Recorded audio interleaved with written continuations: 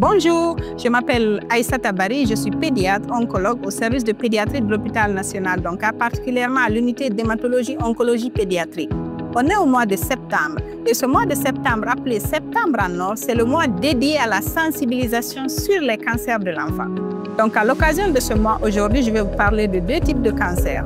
Tout d'abord, le rétinoblastome. Le rétinoblastome, c'est une tumeur fréquente. C'est une tumeur qui touche la rétine de l'enfant.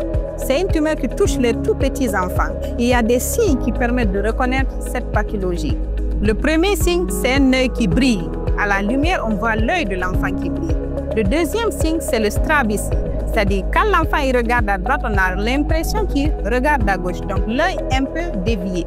Et le troisième signe, c'est la leucocorie. La leucocorie, c'est une tache blanchâtre qu'on observe au fond de l'œil de l'enfant, surtout si elle est exposée à la lumière.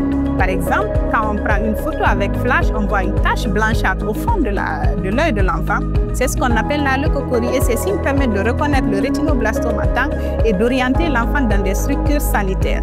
Donc, quand vous remarquez ces signes chez votre enfant, il faut l'amener rapidement voir un ophtalmologiste.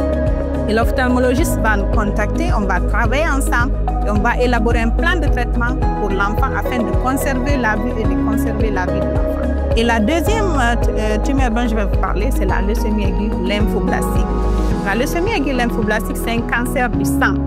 C'est un cancer qui touche le sang. Donc cette leucémie, elle a des signes également. Elle touche les tout petits enfants. Elle a des signes qui permettent d'alerter. Et ces signes, c'est les saignements. Par exemple, si on voit un enfant qui saigne, qui a une épistaxis ou qui fait des saignements cutanés qui ne s'arrêtent pas, c'est un signe d'orientation. Et le deuxième signe, c'est les ganglions. On voit des enfants avec de grosses adénopathies, de petites adénopathies au niveau du cou, en sous-mandibulaire, ou bien sous les aisselles, ou bien au niveau inguinal. Et le troisième signe, c'est la fièvre prolongée. C'est-à-dire un enfant qui fait beaucoup de fièvre. On l'a traité, on lui a donné beaucoup de traitements, malgré cela, la fièvre persiste. Et l'autre signe, c'est les douleurs osseuses, c'est-à-dire un enfant qui a mal aux os de manière persistante, malgré les traitements, malgré tous les bilans qui ont été faits, on n'arrive pas à trouver la cause de ces douleurs. Ça peut être une leucémie. Donc, si vous remarquez ces signes chez votre enfant, il faut l'amener rapidement voir un pédiatre qui va faire des bilans et qui va orienter en fonction de ce qui va sortir sur les bilans.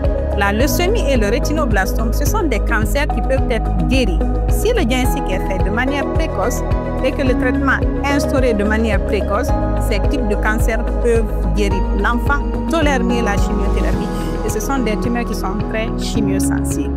Donc ensemble, en ce mois de septembre, mettons la lumière sur les cancers de l'enfant.